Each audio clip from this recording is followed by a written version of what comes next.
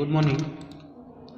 શ્રી બનાસકાંઠા કડવા પાટીદાર સંસ્કાર મંડળ સાયન્સ કોલેજ પાલનપુરમાં આપનું સ્વાગત છે. મિત્રો, આજે આપણે સંકીર્ણોની ક્રિયાવિધિમાં અષ્ટફલકીય સંકીર્ણોની ક્રિયાવિધિમાં થતી શીશ અસર અથવા તો પાડોશી સમૂહની અસરનો અભ્યાસ કરીશું. મિત્રો જોઈશું કે COEN ટ્વાઇઝ Cl પ્લસ અષ્ટફલકીય સંકીર્ણોમાં ગતિશાસ્ત્રના જળ વિભાજન પરિણામોમાંથી અવકાશીય પરિબળો વિશે સારી માહિતી મળી છે. અષ્ટફલકીય સંકીર્ણોમાં થાયોસાયનેટ તથા હાઇડ્રોક્સાઇડ જેવા આયનો જો નિવૃત્ત થનાર સમૂહના C સ્થાનમાં હાજર હોય તો તેઓ સંકીર્ણના જળ વિભાજનનો વેગ ઘણો વધારે છે. એટલે કે આવા જો સંકીર્ણો હોય થાયોસાયનેટ અથવા હાઇડ્રોક્સાઇડ જેવા, તો આ આયનો જો જે સમૂહ નિવૃત્ત થતો હોય એના C સ્થાનમાં હાજર હોય તો આવા સંકીર્ણોના જળ વિભાજનનો વેગ ઘણો વધારે છે. આયનો નિવૃત્ત થનાર સમૂહના ટ્રાન્સ સ્થાનમાં હાજર હોય તો જળ વિભાજનના વેગમાં કોઈ પણ જાતનો ફેરફાર જોવા મળતો નથી. રિએક્શન જોઈશું મિત્રો. તો COEN twice C into Cl plus H2O gives COEN twice CH2O n+1 plus Cl minus, જ્યાં C એ સીસ પ્રેરક સમૂહ છે. તો પ્રક્રિયા જોઈશું મિત્રો. Clના સીસ સ્થાનમાં લિગેન્ડ આવેલો છે, બીજામાં Clના ટ્રાન્સ સ્થાનમાં લિગેન્ડ આવેલો છે. જો હાઇડ્રોક્સિલ સમૂહ એ Cl માઇનસ સમૂહના સીસ સ્થાનમાં હાજર હોય તો ટ્રાન્સ સ્થાન કરતાં આ પ્રક્રિયાનો વેગ 10 ગણો વધારે હોય છે. આ પ્રક્રિયા માટે જરૂરી શરત એ છે કે જો લિગેન્ડના સીસ અસર ધરાવતા હોય તેમની પાસે એકાકી ઇલેક્ટ્રોન યુગ્મ એટલે કે અબંધકારક ઇલેક્ટ્રોન યુગ્મ હોવા જરૂરી છે. લિગેન્ડ પાસે રહેલા આ ઇલેક્ટ્રોન જોડકીનું ધાતુની ડી કક્ષકમાં દાન થાય છે. આ આચ્છાદન નીચે મુજબની પ્રક્રિયાથી દર્શાવી શકાય છે. આકૃતિમાં આપ જોઈ શકો છો.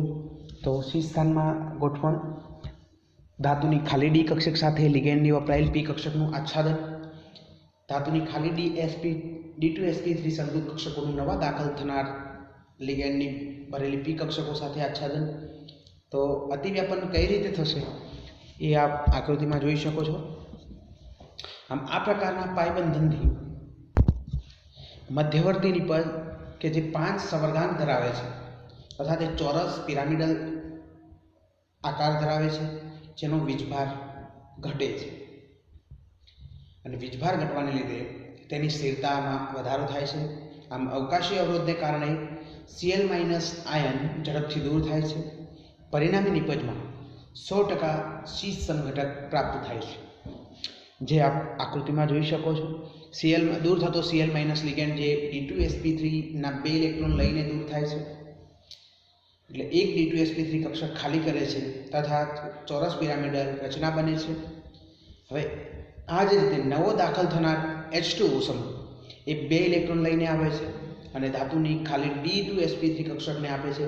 આમ ફરીથી આ સંકીર્ણ ઓક્ટાહેડ્રલ એટલે કે અષ્ટફલકીય રચના પ્રાપ્ત કરે છે. જો આ લિગેન્ડ નિવૃત્ત થનાર સમૂહના ટ્રાન્સ સ્થાનમાં હાજર હોય તો તે આચ્છાદન માટે કોઈ પણ કક્ષક પ્રાપ્ત થતી નથી.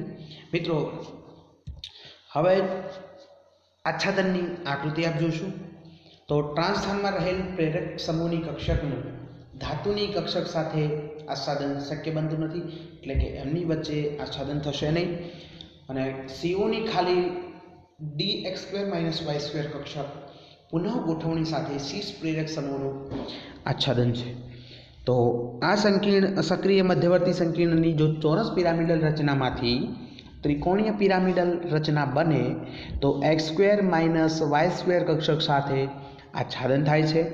પરંતુ આ પ્રકારની આણવિક ફેરફાર સક્રિયકરણ શક્તિનું મૂલ્ય વધારે છે અને વિસ્થાપન પ્રક્રિયા મુશ્કેલ કરી દે છે. આવી પ્રક્રિયાઓમાં નિપજમાં રેસેમિક મિશ્રણ પ્રાપ્ત થાય છે. તો મિત્રો, હવે જોઈશું અષ્ટફલકીય સંકીર્ણમાં જલીયકરણ પ્રક્રિયા અથવા તો એસિડિક માધ્યમમાં અષ્ટફલકીય સંકીર્ણનું જલીયકરણ. તો CONH3 L પ્રકારના સંકીર્ણમાં લિગાન્ડ Lનું વિસ્થાપન પાણીના અણુ દ્વારા થાય છે. તે પ્રક્રિયાને જલીયકરણ પ્રક્રિયા કહેવામાં આવે છે. આ પ્રક્રિયા સામાન્ય રીતે એસિડિક માધ્યમમાં pH <5 હોય જ્યારે એવા સંજોગોમાં થાય છે. સ્થિરતા વધતી જાય તેવા જુદા જુદા લિગેન્ડ Lના ક્રમ માટે પ્રક્રિયાનો દર ઘટતો જાય છે. આમ પ્રક્રિયા દર ઘટાડાની શ્રેણી NO3- greater than I-, greater than Br, greater than H2O, greater than Cl, SO4, greater than F-, greater than NH3. આ પ્રક્રિયામાં સંક્રાંતિ અવસ્થામાં COL બંધનું તૂટવું એ વધારે અગત્યનું છે. આમ પાણીના અણુનું બંધ ધાતુ આયન સાથે બને છે કે નહીં તથા બને કે ન બને તે બહુ અગત્યનું નથી. ઉદાહરણ તરીકે જોઈશું મિત્રો, CONH3 X+2ની એસિડિક માધ્યમમાં પાણીના અણુ સાથેની પ્રક્રિયા આપેલી છે. જોઈશું તો CONH3 X+2 ની ધીમી પ્રક્રિયા થશે અને H+ નો ઉમેરો થશે. તો CONH3 +3 X- હેલોજન સમૂહ દૂર થશે. તો આમ પ્રથમ તબક્કો એ ધીમો તબક્કો છે અને ધીમો તબક્કો હોય તે વેગ નિર્ણાયક તબક્કો છે. આ તબક્કામાં પાણીના અણુની હાજરી જરૂરી છે, પરંતુ પાણીના અણુ એ પ્રક્રિયામાં ભાગ લેતા નથી. આથી એસિડિક માધ્યમમાં પ્રક્રિયાનો દર માત્ર સબસ્ટ્રેટ એટલે કે પ્રક્રિયકની સાંદ્રતા ઉપર આધાર રાખે છે. આમ પ્રક્રિયાનો દર ચલે છે CONH3 X+2. તો પ્રક્રિયાનો દર બરાબર K × CONH3 × X+2. આમાં એસિડિક માધ્યમમાં મિત્રો પાણીના અણુ સાથેની પ્રક્રિયા ખૂબ ધીમી છે અને ધીમી પ્રક્રિયા હોય તે વેગ નિર્ણાયક તબક્કો ગણી શકાય અને પ્રક્રિયાનો દર એ જે તે સંકીર્ણ છે એ સંકીર્ણની સાંદ્રતા ઉપર આધારિત છે. બીજી પ્રક્રિયા જોઈશું મિત્રો, CONH3 +3 H2 તે પાણીના અણુ સાથે ઝડપી પ્રક્રિયા કરશે અને CONH3 × H2O +3 પ્રકારની અંતિમ નિપજ આપે છે. પ્રક્રિયાના બીજા તબક્કામાં પાણીના અણુઓ મધ્યવર્તી નિપજ સાથે જોડાય અને 6 સવર્ગાંક ધરાવતી નિપજ આપે છે. પ્રક્રિયાની ઉપરોક્ત વિયોજન ક્રિયાવિધિને જુદા જુદા પ્રયોગો દ્વારા સાબિત કરવામાં આવેલ છે. હવે જોઈશું મિત્રો અષ્ટફલકીય સંકીર્ણમાં નિર્જલીકરણ પ્રક્રિયા એટલે કે એનેશન પ્રક્રિયા. જલીય સંકીર્ણોમાં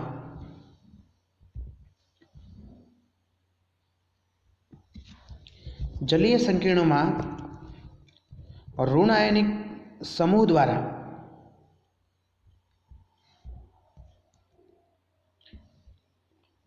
પાણીના અણુને દૂર થવાની પ્રક્રિયાને એનેશન પ્રક્રિયા કહે છે.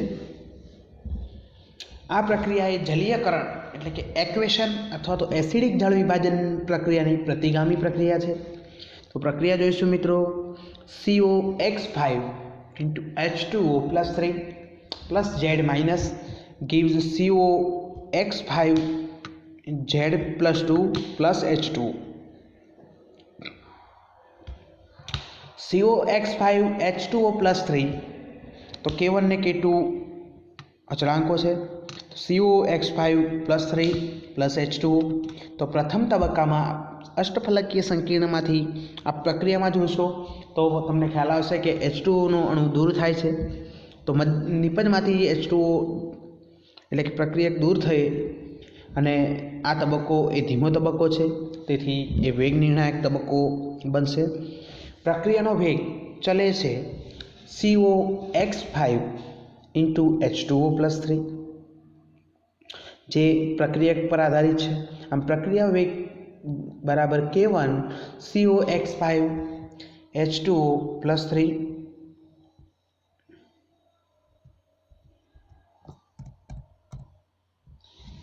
બીજી પ્રક્રિયા જોઈશું મિત્રો,